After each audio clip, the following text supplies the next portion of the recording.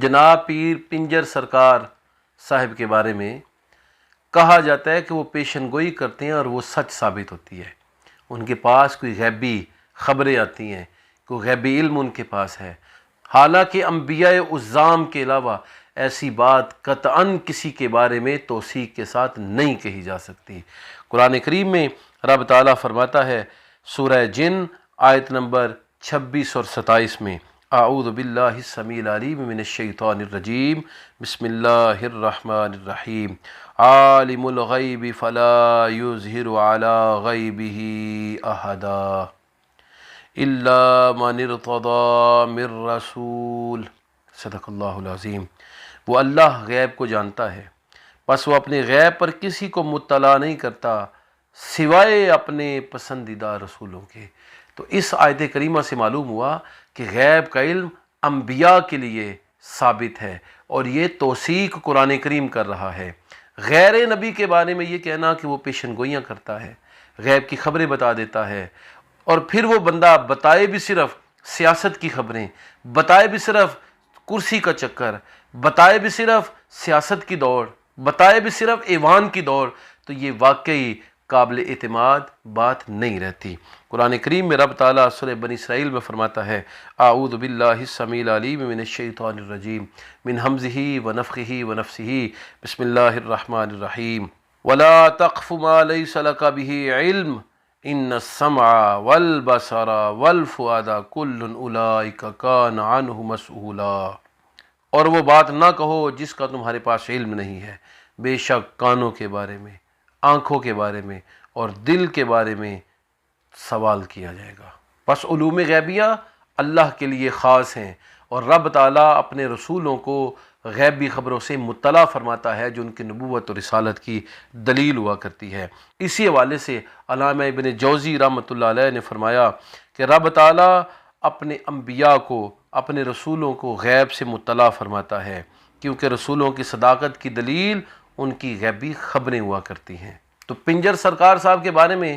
کوئی بندہ شرعاً یہ سمجھ لے کہ غالباً اہل سنت کے عقائد یا شریعت مطہرہ جو ہے وہ یہ بتاتی ہے کہ اس طرح کے لوگ غیبی خبریں جو بتانے کی کوشش کرتے ہیں، ان کی بات کو مان لینا ضروری ہے، ورنہ ایمان ڈگمگا جائے گا، یہ اولیاء اللہ ہوا کرتے ہیں۔ تو شریعت مطہرہ سے ایسے کسی فرد کی توثیق نہیں ہوتی جو غیر نبی ہو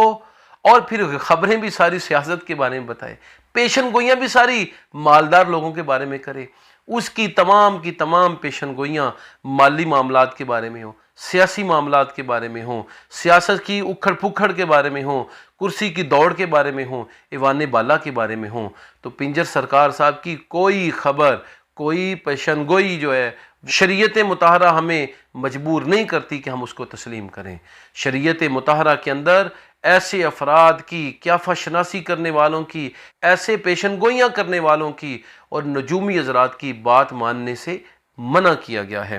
نبی رحمت صلی اللہ علیہ وسلم نے فرمایا، جو شخص کسی قیافہ لگانے والے یا نجومی کے پاس گیا، اس نے اس چیز کا انکار کیا جو محمد رسول اللہ صلی اللہ علیہ وسلم پر نازل ہوئی ہے، یعنی قرآن کریم۔ یہ حدیث مبارکہ صحیح سند کے ساتھ کتب احادیث کے اندر منقول ہے۔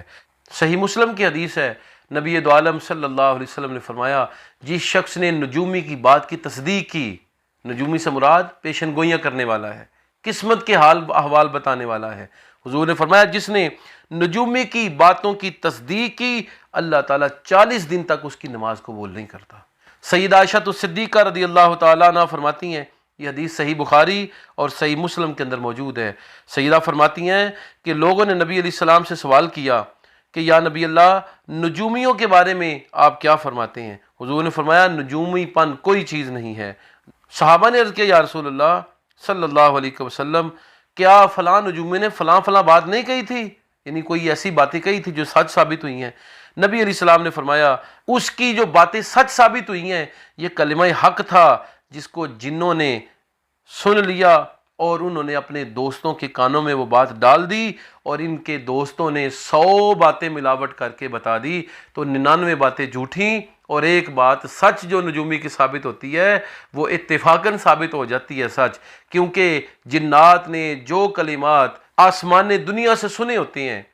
وہ کلمات آ کر اپنے دوستوں کو بتاتے ہیں اور ان میں 100 غلط باتیں ملا دیتے ہیں، ایک سچی اور کھری بات اور 99 اور 100 غلط باتیں، تو کئی باتیں اس کی غلط ثابت ہوتی ہیں، اور کوئی ایک بات سچ ثابت ہو جائے تو لوگ اس کے پیچھے بھاگتے ہیں اور اس کی تصدیق کرتے ہیں۔ جو 99 اور 100 اس کی باتیں غلط ثابت ہوتی ہیں ان پر کان نہیں دھرتے۔ امام ذہبی رحمۃ اللہ علیہ نے کتاب الکبائر میں سیدنا علی المرتضیٰ رضی اللہ تعالیٰ عنہ کا ایک قول اسی طرح کے پنجر سرکار نامی لوگوں کے لیے بیان کیا ہے۔ حضرت امام ذہبی فرماتے ہیں کہ سیدنا علی المرتضیٰ رضی اللہ تعالیٰ عنہ خلیفہ رسول داماد رسول نے ارشاد فرمایا کہ جو شخص نجومی پن کر رہا ہے وہ جادوگر ہے اور ہمارے نزدیک جادوگر کافر ہے۔ اسی طرح سیدنا ابن عباس رضی اللہ تعالیٰ عنہ سے مروی ہے کہ رسول رحمت صلی اللہ علیہ وسلم نے فرمایا جس نے علم نجوم کا ایک شعبہ حاصل کیا اس نے جادو کا ایک شعبہ حاصل کیا۔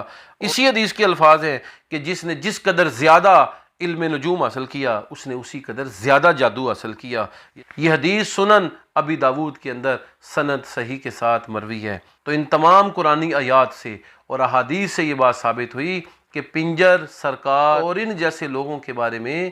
یہ ذہن کے اندر سوچنا کہ ان کی خبریں کوئی سچ ہوتی ہیں، ان کا کوئی اللہ کے ساتھ رابطہ اور تعلق ہے، یہ تمام باتیں غلط ہیں۔ یہ ڈرامے باز طرز کے لوگ ہوتے ہیں جو مال دنیا حاصل کرنے کے لیے، دنیا کی دولت حاصل کرنے کے لیے اس کے پیچھے بھاگتے ہیں۔ پنجر سرکار نے کبھی کوئی ایسی پیشن گوئی نہیں کی جس کا سیاست کے ساتھ تعلق نہ ہو۔ ہمیشہ وہ سیاسی لوگوں میں وہ مقبول ہونے کے لیے اور اپنی مقبولیت بڑھانے کے لیے اس طرح کی باتیں کرتے ہیں کہ وہ لوگوں کی نظروں میں رہیں اور لوگوں کی توجہ کا مرکز بنے رہیں۔ اللہ رب العالمین سے دعا ہے کہ ہمیں اس طرح کے کیافہ شناسوں سے، اس طرح کے نجومیوں سے اور اس طرح کے علم نجوم رکھنے والوں کے شر سے اللہ میں محفوظ فرمائے، اور ہمیں کسی بات میں بھی ان کی اتباع کرنے سے،